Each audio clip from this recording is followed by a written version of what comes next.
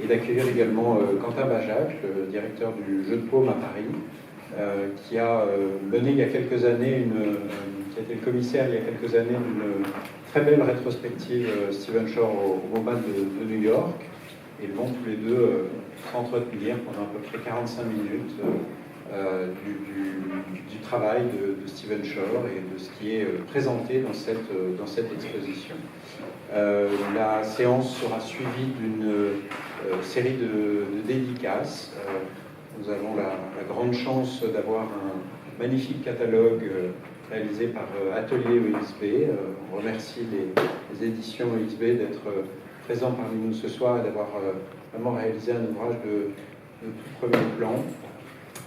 Avant de céder la parole à Quentin et à Steven pour cette discussion, je voudrais juste dire un mot sur cette exposition, pour vous dire qu'il s'agit d'une rétrospective de Stephen Shore. Ça fait assez longtemps qu'on n'avait pas eu de rétrospective de Stephen Shore à Paris, et je suis particulièrement heureux que ce soit à la fois une rétrospective, puisqu'on couvre à peu près 50 années du travail de Stephen Shore, mais en même temps c'est une rétrospective avec un angle particulier, puisque la quasi-totalité des photographies qui sont présentées dans cette exposition sont faites à l'aide d'un outil de locomotion. Les images qui sont produites parce qu'on peut se déplacer en voiture, parce qu'on peut se déplacer en train, en avion, ou utiliser un drone. Et c'est à travers ce prisme-là, cet angle-là, qu'on a organisé cette rétrospective qui, je crois, donne à voir différemment le travail de Stephen Shore. Voilà, donc je leur cède immédiatement la parole. On va les laisser discuter pendant à peu près 45 minutes, et puis ensuite on accueillera quelques questions dans la salle avant de passer à la signature. Voilà, je vous souhaite un bon entretien. Steven and Quentin, the mic is yours.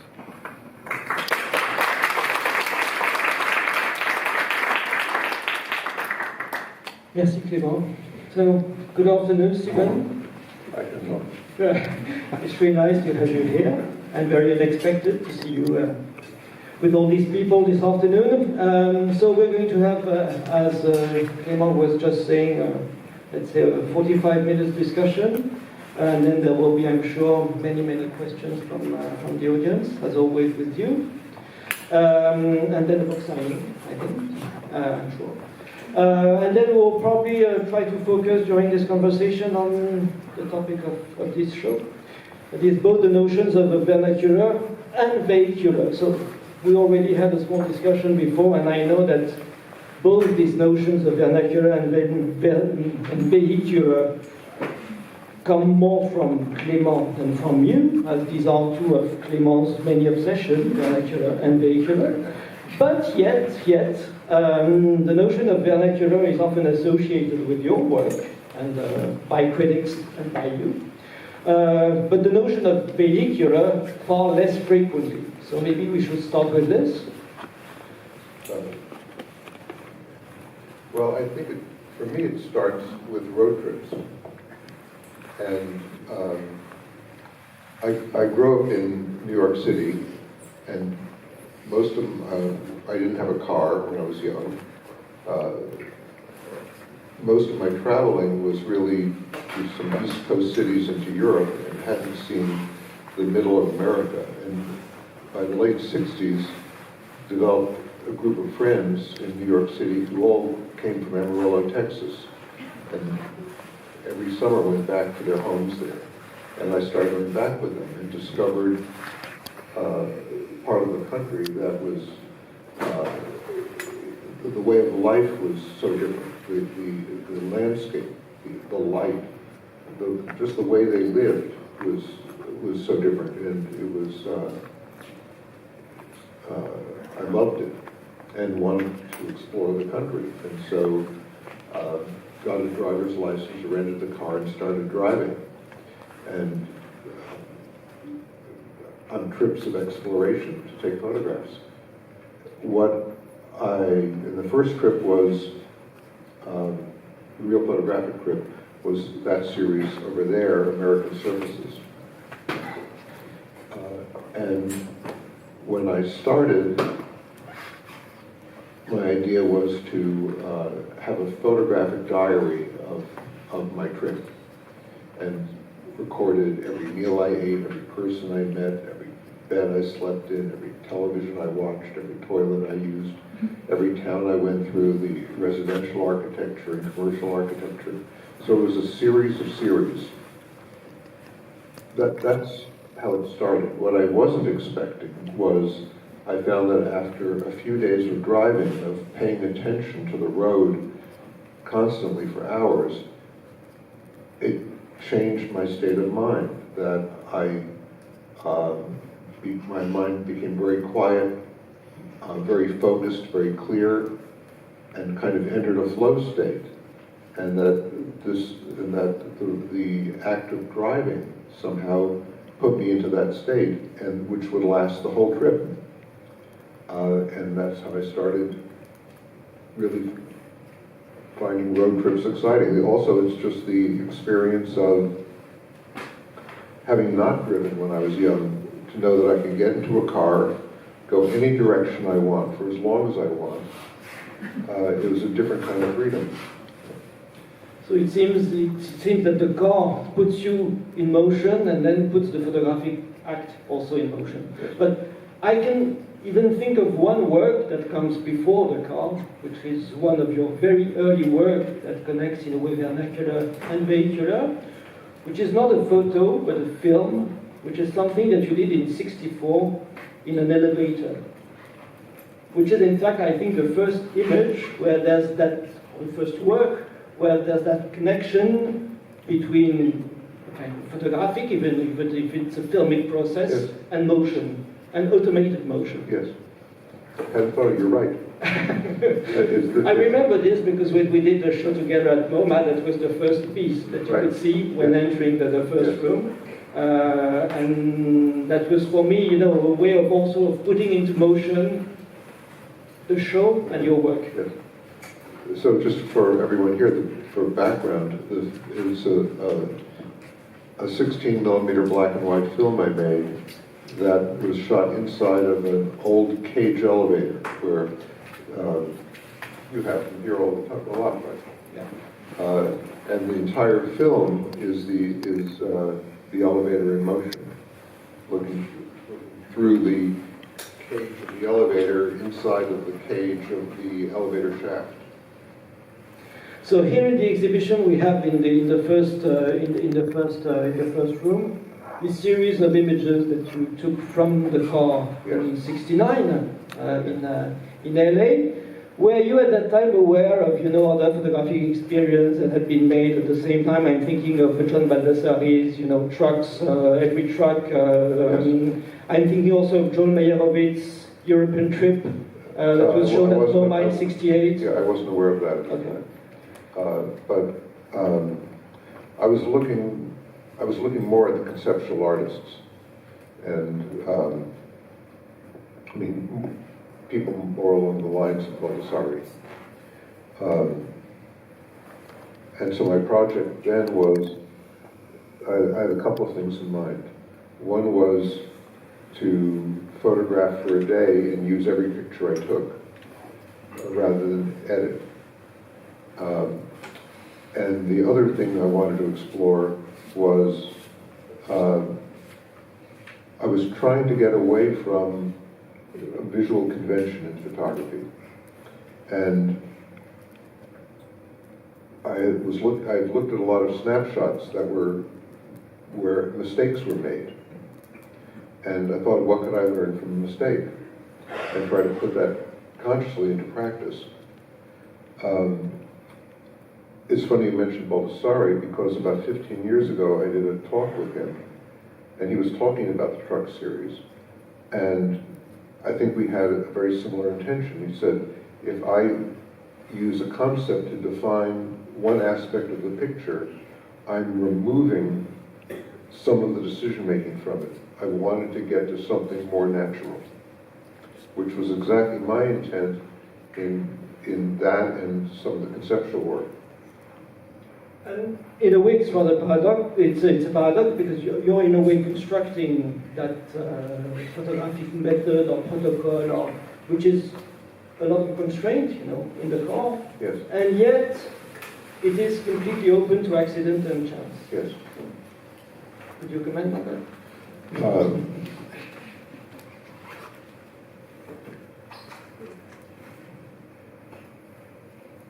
So what comes to mind is I've known for maybe 15 years or so the man who's the professor at Caltech, who's the head of the computational vision group.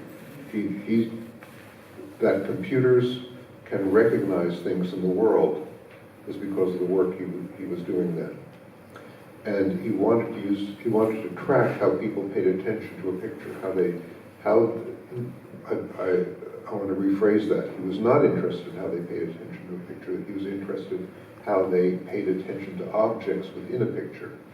What they looked at first, how do you recognize a cup, and how do you recognize a spoon? How do you recognize it? To take it to a larger point, how do you recognize a pedestrian crossing a street? And he found that photographs that he used, bought from agencies, the problem was the photographer's intent. The photographer's composition made it difficult for him to just use these as the experiment. So he got an engineer at Caltech to devise a tripod head that rotated completely randomly and set up a camera to photograph completely randomly, thinking he would then get around the photographer's intent. And it was a total failure because if you think about random, it's pictures like this or pictures like this. And so most of the pictures were completely unusable. And then he came across American Surfaces and saw that I was photographing a meal, a telephone, and this is just what he wanted. So he started using my pictures. But the connection is that we both were interested in a conceptual approach to try to short circuit or get beyond visual convention, and it didn't exactly work. So a conceptual approach, which was of course very different from the approach of the generation before you. And I almost have the feeling that you belong to the generation of photographers that in a way reworked street photography. Street photography of the 40s, 50s, 60s was about walking the city. And from the late 60s, it's not about walking, it's about driving. It's not anymore about the city, but it's more about peripheral urban areas. So I have the feeling that, you almost are part of that generation who rethought and in a way rebuilt and re-envisioned a kind of new street photography that would be slightly different. I hadn't thought of it that way, but I think it grew out of not rejecting the street photography of people like Gary, but it just grew out of the road trips. There was a lot more of America than just the city, and I was out exploring it. So images. By the way, as I was saying that, I'm thinking there's a lot to the random camera. There's a lot more to a room than this or this. That there is all of this. And doing images, of course, that you can see all around you, and that are, of course, far less narrative. They're not narrative, whereas the images of the generation of the 40s, 50s, early 60s were narrative ones. Images often devoid of people, that focused on road sign architecture, mundane architecture, roadside architecture, etc., etc. And also images that are, in fact, done with your car, but then you stop and they're very static because you use that cumbersome, heavy camera, 4x5 or an 8x10 from 74. So there's a kind of, strange, I would say, dynamic that establishes between going, driving, and then stopping, and having something very static. And not just static, but very, I would say, dramatically intentional. It's not stopping and taking a snapshot, it's stopping and spending 15 minutes to set up a camera and move a little bit to my left or a little bit back, and which was, of course, very different from the smaller American surfaces. very different. So, yeah, sorry I interrupted. No, but I made the point, yeah.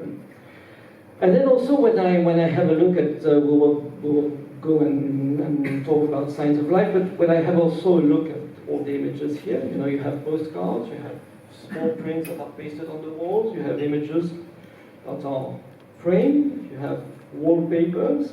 So already at that period, we're in the 70s, you were really rethinking completely the way you wanted to exhibit your photos. And this is something that really struck me when we worked together on the exhibition 6-7 years ago. And that I knew, but that I was not really conscious how often you really reworked and worked on the way you present the photos. And especially, you know, interested in big images, wall images, and pasted directly on the wall, yes. As it was initially presented in 71 at Heidegger. Yes. 72. 72. Yeah. Sorry. Well, it grew out of my interest in snapshots. I wanted them to be seen as physical objects, not as framed, matted works of art, but just as Kodak snapshots. After doing it, I found I became particularly interested in the content of the pictures, and that I wanted, that the snapshot was beginning to take away from the picture, that people who came to the show saw a wall of snapshots. And I wanted to explore the content more with a larger print, and found that the film was just not sharp. The Kodacolor at the time couldn't make an 8x10 print. So that's why I got a larger camera. And that, I found to my surprise, I loved using a ground glass, and that if I weighed myself down with a 4x5 and film holders and using a ground glass and camera on a tripod, I might as well try an 8x10. And so that's what led to this. Which have always been a much more traditional presentation. They were always presented over matted and framed. If you look directly behind you, there's, I think for me personally, one of the most exciting aspects of this exhibition is the recreation of this display that was part of an American bicentennial show in 1976 at the Smithsonian Institution. That was curated by the architects Robert Venturi and Denise Scott Brown. And I did a lot of work for that exhibition. They commissioned me to do a cross-country trip. Some of the pictures in this show, in fact, were taken on that trip. That picture of the Standard Station over there, a number of others. And the actual installation was larger than this. The prints were 16 by 20 feet. The buildings were life size. And we used a process from Japan called Neko, where the brand name was Neko. The images were scanned, and this is in the 70s, long before personal computers. The images were scanned and printed onto 3-foot wide sheets of paper with airbrush. And so when you got up close, you'd see the airbrush dots, which were very satisfying. and then put up like wallpaper. It was just a great installation. And then there's that image that I didn't know, and you mentioned it, doing it with an 8x10 camera within the car, which is rather challenging, probably. It was very challenging. He was not driving. And these are actually the hands of and the car of a man named Weston Neff, who at the time was curator at the Metropolitan Museum of Art and had loaned me his 8x10 camera when I made my first 8x10 photographs. And then in the other rooms, there are the print-on-demand book that you did in the early 2000s. Yes. And you did a series of... and so Clément and you selected 3 of them, one done during a train ride, one during a car ride, and one during a plane trip. Yes. So what I really like in this small book is that you can read important is more the process than the results, and the products, and the images. And which strikes me as I was thinking recently of preparing that discussion about John Couvenhoven. You know, John Couvenhoven, the art critic, who was also one of the big influence of John Tarkovsky in terms of, especially around the notion of vernacular. And in one small essay, which is What is American about America, he says, what is American about America is that American people are more focused on the process than the product. And I think that really is something that I can find at the very core of your work. The fact that you're building up, you're setting up all these kind of small protocols, systems, methods, and then you see where it goes. You don't have precise ideas. Yes. And then the image occurs, Yes. or sometimes it probably doesn't work at all. And so, am I correct in saying that? And then I would be also interested in, when it doesn't work at all, why do you put away an image? You know, why you say, that doesn't work, I set up my protocol, I had this idea, but then the images are not relevant. So, 2 questions. Okay. So, yes, I'm more interested in process. And one thing I think about with students is that the more they try to make a good photograph, the more conventional their pictures become. And that to make a good photograph, you have to not want to make one.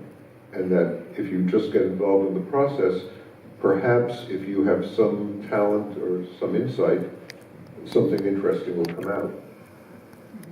But which is very American, you know. I'm always surprised, you know, when I was talking to American photographers, how they talk about technique, which is very rarely the case with French photographers, you know. But, you know, often the American photographers bring you back to the technique and to the process, and not the content of the image. No, I think that's true. I'm just processing this as you're saying it, because I know among friends we do talk about technique, because that's practical, and I find I never talk to people about content.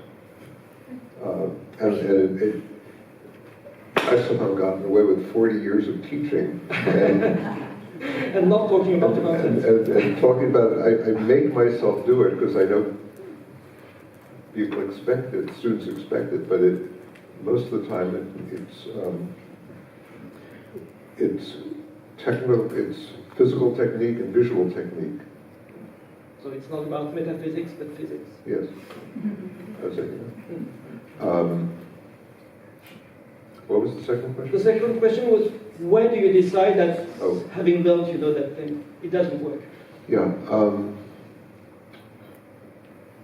So you're really saying if it's about the process, why not show mistakes?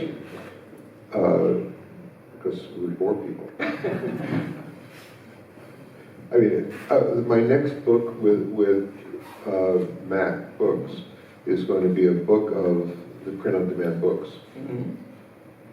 And the work had been published before by Fiden in a catalog raisonné of 80 books. And it was in 2 volumes. Each volume was about 1,200 pages. They had an engineer to work out the binding. Each volume is this thick. And it's a facsimile of all the books, and sold for $3,000. And 40 people on the face of the earth have seen it. And so that doesn't solve anything. That was a concept. It was a publisher having a concept. And some of the books are more interesting than others, and I would rather have the 30 most interesting ones seen by people than the 80 of them not seen. But yet, I'm not sure that you have completely answered the question, and I'm trying to rephrase it. Well, let me answer in a different way. Well, yeah. Okay, rephrase. When, well, at one point you need to make a judgment. You need to say, Yes. I put aside that image and I definitely decide to either print Yes. or show or in a book or on the wall that image. I know it's a question which is tricky or even probably impossible to answer, but yet at one point in the process there's a kind of aesthetic judgment. Yes, yes. So what drives you? Well, I'm not sure I'm going to answer what drives me. I'll Yeah. answer how I do I it, was which is that, driving force maybe as a metaphor. I look at them over and over again, and some hold my interest longer, and that's my editing process. It's often wrong. I'm now in the process of doing drum scans of every negative I shot for American Surfaces. And they're just, it's hard to say that there's any huge qualitative distinction between them. This is a project that I think a catalog raisonné could happen. If there's a duller image, it's going to be the size of the book, and you just don't have to look at it. That's different than going through 20 pages of a print-on-demand book that isn't very interesting. But if I just, as I look at the pictures, as you worked with my studio manager Laura, as Laura's been scanning them, it's just totally baffling to me how some of the pictures I've seen were not in the book, how they fell through the cracks, or...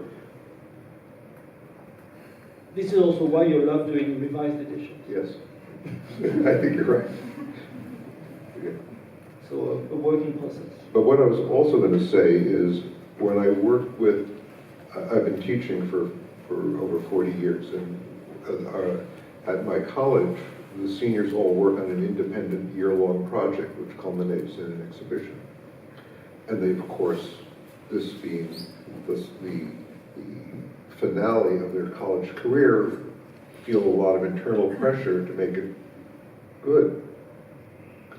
And one of the first things I tell them is that I would rather they try something they've never done before and fail than go back to their work that looks like the 4x5 work they did 2 years before, that they will safely know they can come up with a good senior show.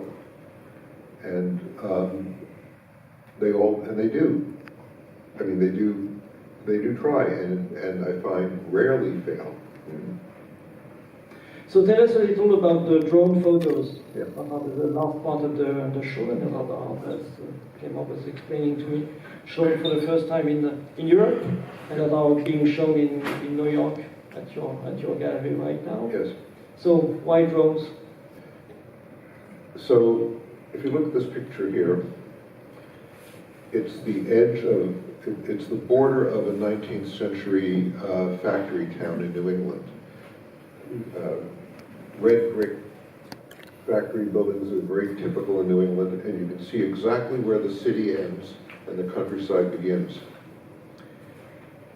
And it's really very rare to find a spot where from high level a camera can see that and show it. We can understand it because we can walk around and build a mental image from thousands of different impressions. But a camera can't do that. A camera can only see from one place. And that kind of abutment of one neighborhood becoming another neighborhood, residential becoming industrial, an old residential neighborhood abutting a subdivision, how a river affects the vegetation around it, the human development around it. We understand all that, but it's very hard to find places at eye level that really show it clearly compared to when you're taking off in a plane or just about to land, the first 45 seconds or so, when you're not way up and you're just hovering over the land. It all is displayed. And that's what the drone allowed me to do it. And then the camera technology improved so much because it can only hold a very small camera. And I can get these prints that are about the size of these Uncommon Places prints, actually a tiny bit larger, that are equally as resolved. So it's true that aerial photography has a long history, Yes. From balloons, from kites, from planes, of course. So how would you say that there's a kind of specificity of drone photos? Different from the others? Yeah. In what way are they different, if they are different from the others? Because I think that moving images done by drones are very different, from the others. They have a smooth movement, which you will never find in other images. Yeah. But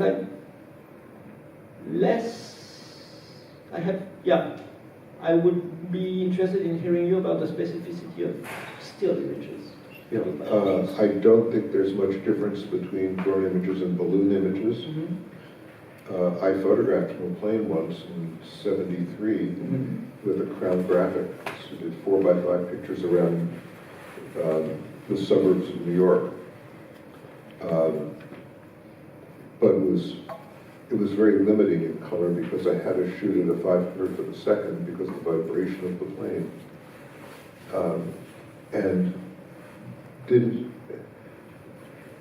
The plane was made for photography and had a hole in the floor.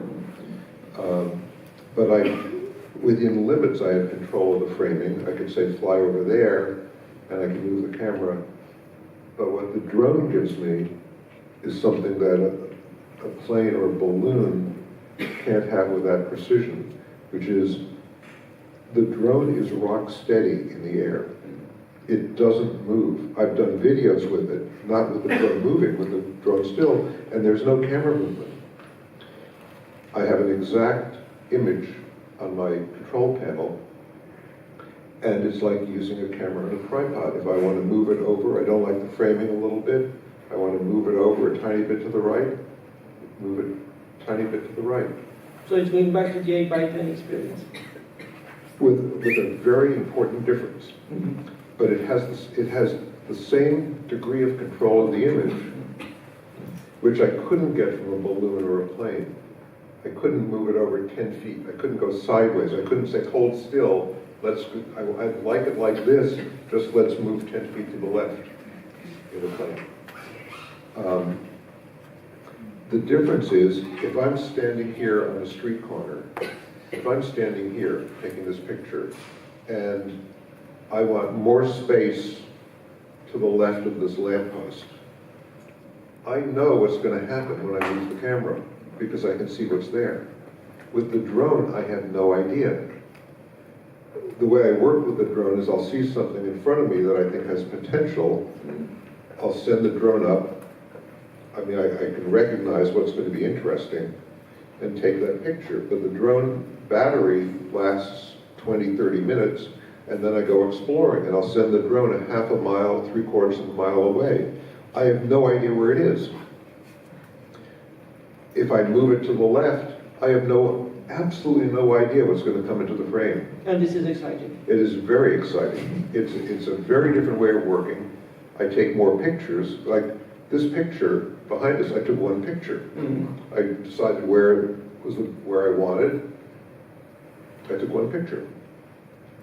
With the drone, it moves and I think, oh, this looks good, so I'll take a picture because I don't know what's going to happen next. And maybe it'll be better, but maybe it won't be. It's in a way like going into a black room with a flashlight. And wherever you move it, you don't know what's going to be there. So maybe one last question before the question from the public. I wanted to hear you about, vernacular and vehicular. There's a ghost, which is that of Walker Evans. Vernacular, vehicular. Clément did that big Walker Evans exhibition at Pompidou a while ago.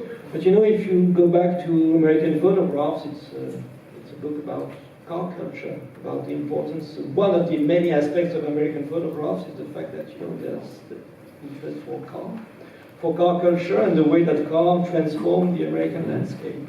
I know how interested or fascinated you are by the work of Walker Evans. Yes. Would you say a few words? Yeah, as you're saying that, I'm thinking, well, there's also the photographs of Western exploration. Yeah. Which they didn't have cars, but they were, in their way, they were traveling and exploring. Walker Evans. I don't think of him in terms of road trip. Obviously he got to these places. Not a road trip, but the importance of cars. In pictures, absolutely. In pictures. If you photograph, there are streets within a couple of blocks of here that if you didn't have signage in first-story windows and cars, the picture could have been taken by Auger. Mm-hmm. And that cars put a date stamp. They show particular style, color palette. Evans occasionally fucked with us and put in an old car. They show silly objects from the 20th century, like a phone booth. Yes. Yeah. Okay. Thank you, Stephen.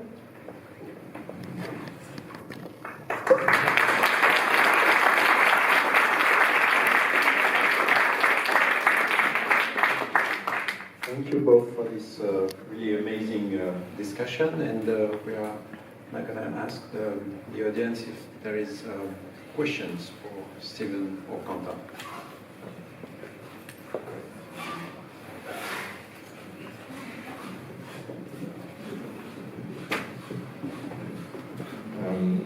You say you are more interested by process, techniques than the content, so if I understood. But about urban architecture during the 60s and today, do you think they have an implication of your work and your work have evolved between 60s and today about the architecture, urban architecture? Do I see an evolution in the architecture, or? If you are interested about yes. urban architecture To and say- the aesthetic of... To say that I'm interested in the process doesn't mean that the pictures don't have content. To say that I don't discuss content with the students that much doesn't mean I'm not interested in the content of the picture.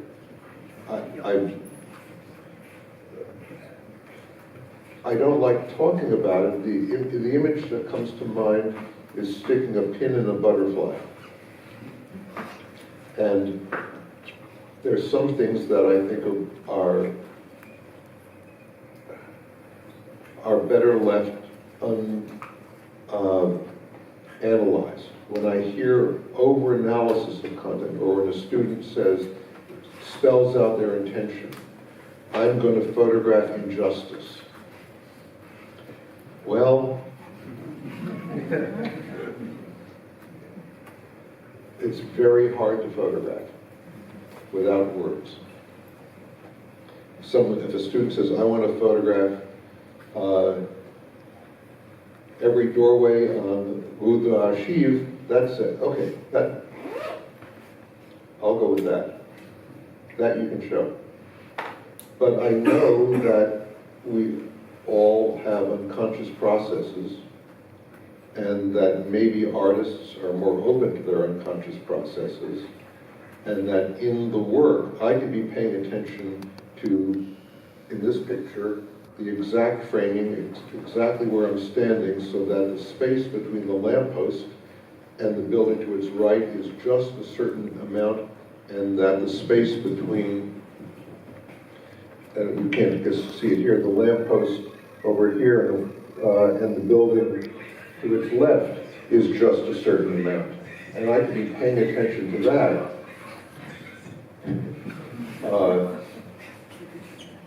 But knowing that there's part of me that's responding to many levels in this whole scene that I don't need to analyze, because I trust that unconscious process. Does that make sense? Yeah, thank you. Thank you. Does that make sense? I mean, since you raised the issue of, yeah.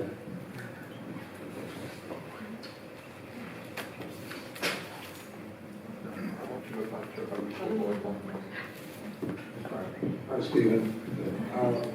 The standard behind me is Yes. always been described by you as a watershed of in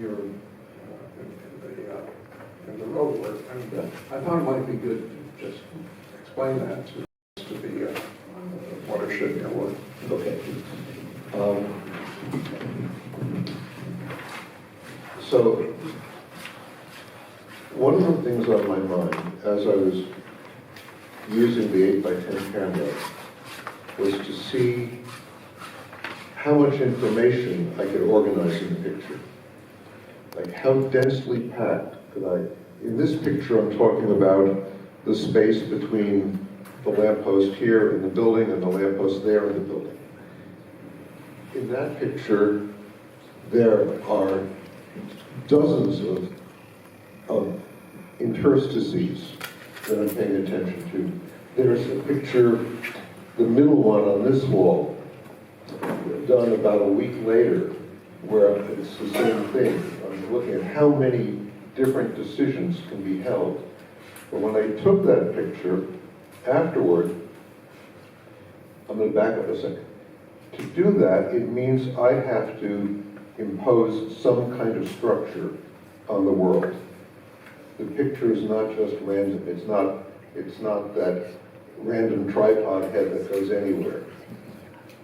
I have to make sense of it by imposing a structure, starting with where the frame goes, where I stand. Photographers have to impose a structure. What we do is sort of the opposite of what a painter does. A painter, I was just reading a book by a man named Adam Moss about the creative process, and it's subtitled Something Out of Nothing. But what he's talking about is what a painter does, or a writer, or a composer. You have a blank piece of paper, you put musical notation down. Photographers do the opposite. We find something out of everything. We simplify by just deciding I'm going to put a frame here and stand there. What I realized was that in trying to organize all the information in this picture, I wasn't as responsive to the structure of the world. I was more interested, I solved it by imposing a visual structure. and that visual structure was very classical. It was basically the same kind of structure that Claude Lorraine would use in, I guess, 17th century painting, with maybe a classical scene with a column near the side that exists in relation to the frame, that sets up the space with one-point perspective. So I was imposing a beautiful classical organization on a 20th century scene. So the next day I went back and to see if I could photograph that same intersection where the structure grew out of my understanding of the cars, the buildings, the signage, and didn't look as imposed. Again, it has to be imposed. It is impossible for it not to be, unless you use the random camera. I will digress a second, Michael. You've looked at, I don't know if you've seen it, I made a new edition of my memoir where I included a picture taken by my little Shih Tzu, Miss Agnes. There's a camera, a very light digital camera that can go onto a pet's collar, and you can set it to take pictures every minute, every 2 minutes, whatever. And what's in the picture has to do with where she's looking, but she has no idea when the picture is being taken or that a picture is being taken, and has no real control over the framing. So it is, in a way, a random picture. What's interesting about it is that photography is such that it is a complete photograph. She couldn't do a painting, but it's in focus, the exposure is good, it has edges, it has structure. She was not aware of the structure. She has eyes. She has passed now, but she had very large black eyes. But the eyes were not controlling the picture in any way. But the picture formally was a complete photograph. But that was, as I said, a digression. So anyway, I went back to the intersection to try to see, can I allow the structure that I'm imposing to grow out more of my experience of the scene rather than a structural solution that I'm imposing on the scene. And yet, Stephen, it's that image. Oh, I still love the the image. more classical one that you selected. Not the one done the day after. The one I selected for what? Oh, for books and for the... No, the book has both. The book has both? Yes. The one that became iconic is the more classical one. Yeah, oh, yes. The anachronism. Yes. Yes. Yes. And I still like the picture. And But if you open Uncommon Places, you'll see the when you amazing say- spread. the two images, so the one that becomes iconic Yes. is the more classical one, Yes. let's say. Yes. What's your reaction to that? My reaction is the other one is more difficult. Mm. And I think I've always, in my classes, give a caveat to the students that I like what many people think of are uninteresting pictures. And so when I pick a picture of theirs that I particularly love, and everyone looks, what? It's because I'm interested in what a photographer brings to it. There are some scenes that just call out for a photograph.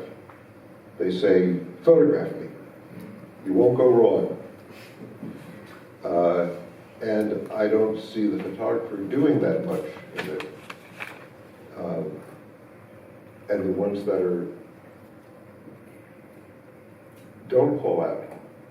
I guess this goes back to the idea of vernacular, that I'm interested in applying focused, clear attention to everyday life. Like, what's it like to live with attention? And to practice that is not to pay attention in dramatic moments, but pay attention to the in-between moments.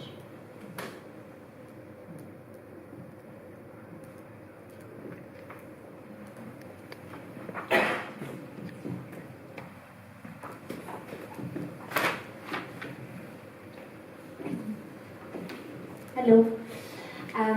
Where are you? Okay, hi. Hi. Before you were saying about your process in your the previous part of your photographic career of driving, then stopping, making the frame, taking a picture, then back to the car and driving again. So I would like to know what was at the time, and maybe now that you changed your medium of taking pictures, how long after your shooting you were selecting your pictures? It depends on the medium. When I was doing my cross-country trips, it would be weeks and weeks afterward. I would send the film, color film is sensitive to heat, so I would, every few days, send film back to New York for processing. And I wouldn't see the pictures till the end of the trip. So it could be a couple of months. When I'm using a drone, I see it immediately and can select later that day. The print-on-demand books are all done with digital cameras. They're all shot in one day.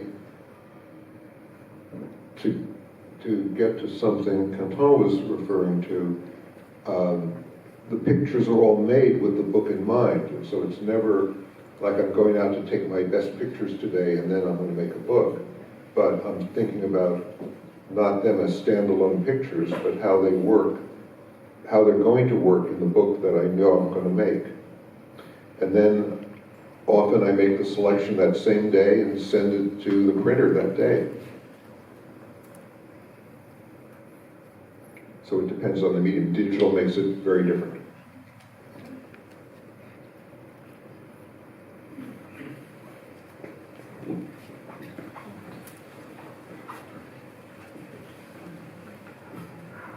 Hi, I'm still thinking about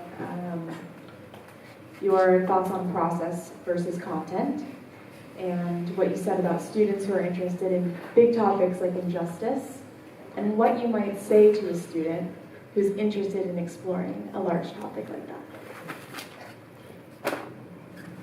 I'm smiling because I'm thinking about, I taught a beginning class in the fall, and what I realized was they're not interested in justice. I was just saying that. What they're interested in is, personally, more distressing. They wanted to get more likes. I'm being serious.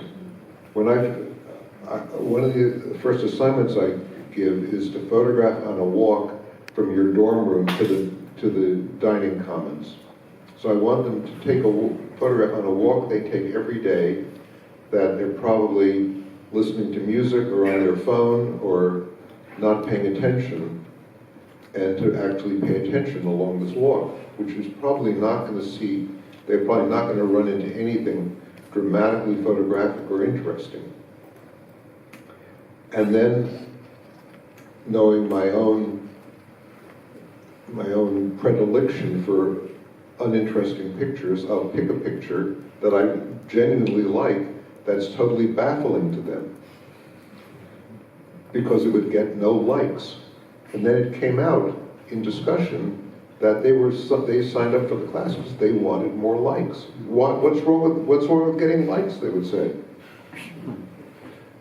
Well, I would say, a lot of the best art, when it was made, didn't get many likes.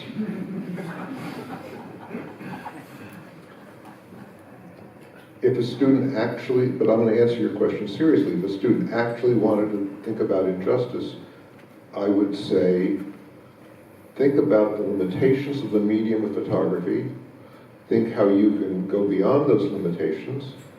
I would probably send them to look at the work of Terence Simon and say, how can you combine photographs, words, and documents to convey your intentions.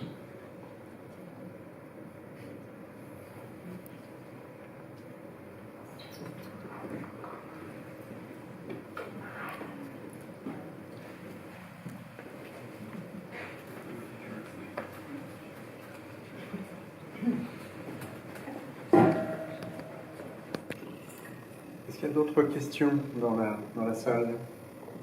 Je vais parler en français. Je vous en prie. Je crois avoir compris que Stéphane pense à un livre avant de sortir faire les photos, c'est ça? So the question is, are you really thinking about the book before going on a trip or in the street to take some photographs? Is the book really... I was talking about the print-on-demand books. Okay. And for the print-on-demand books, I'm thinking, when I'm taking the picture, I'm thinking about the book. For about 10 years, most of the work I did, or a great deal of the work, was for Instagram, where I take a picture every day.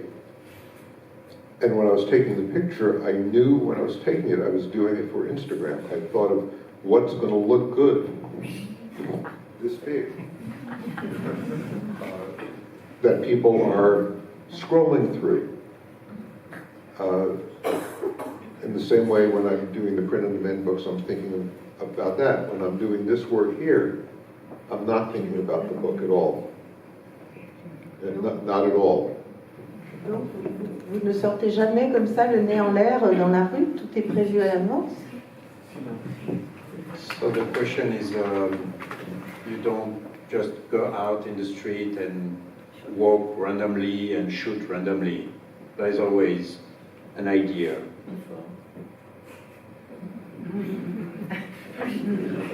It depends on the work. The work I did for 10 years on Instagram, I'm doing with my phone, and it's just what I see as I go through life during the day. I'm not going out of my way to take pictures.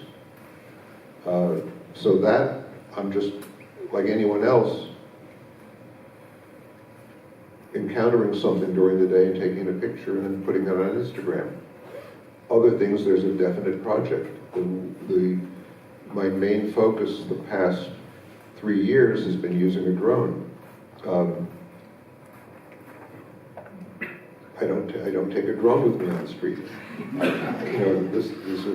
make very specific trips. There are some places I can't use a drone. I can't use a drone in New York City. It's not allowed.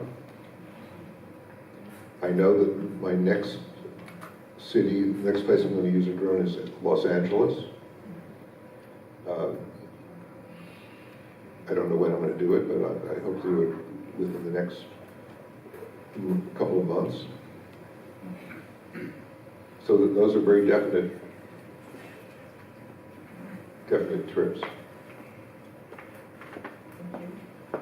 There's one more. Hello. Just had a question about photography as a passion. Just following a previous question regarding editing, at what point the emotion you can feel when you take a picture stays in the long term for editing? I mean, when you sent your pictures to New York, you had probably time, and then you have another vision of them because time passed. And but with drones, if you select right away, well, my question is, when you have more feelings regarding one image, because you felt really something, you found out a street like this one, and you say, okay, this is a good one, and I am bringing really something personal to it. And is there a time when you feel that this personal feeling is wrong regarding the series you're doing? I don't know if I'm clear, but... Yeah. And I'm not sure I'm going to answer it exactly as you're expecting. I don't feel a lot of emotion when I'm taking pictures. But what I've discovered for myself is that if an artist, and I think an artist, I say artist, not photographer, an artist in any medium, is in the present when they're working, is, as an athlete would say, in the zone. If they're really existing in the present, there's a taste of that is in the work and stays in the work forever. And that's what I'm looking for.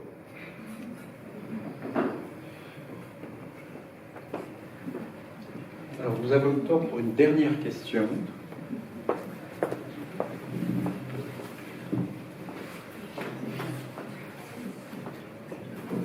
Hi. Do you have any advice for photographing the U.S. as a young person when you feel like everything has been done? Because personally, I've started to study art and photography more specifically, and I did a series of pictures in Los Angeles where I grew up. I got really good feedback on it, but every time I was told, well, the US is very photogenic. So I don't know how to get over that, if it's better to experiment more, or what advice would you have? So first, let me say that I think the first time I heard a friend say everything has been done was about 55 years ago. Photographers always feel that everything's been done, because if they could think of something that hasn't been done, they would have done it. And so I think you can't wait around thinking of something that hasn't been done. I think you should not care whether it's been done or not. And just do what interests you. And you may find that your work goes into a direction that you weren't expecting. But you're not going to get there trying to do something that hasn't been done.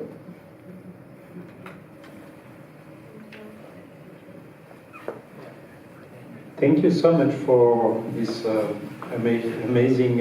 It was super interesting. I was happy to hear about process and results. I think it worked super well with what was for me the core of this project, which was about journey and destination. So I think in a way we were exactly in the same. The discussion was exactly on where I wanted it to bring through that exhibition. So that was amazing. Thank you so much. I want to thank all of you for coming.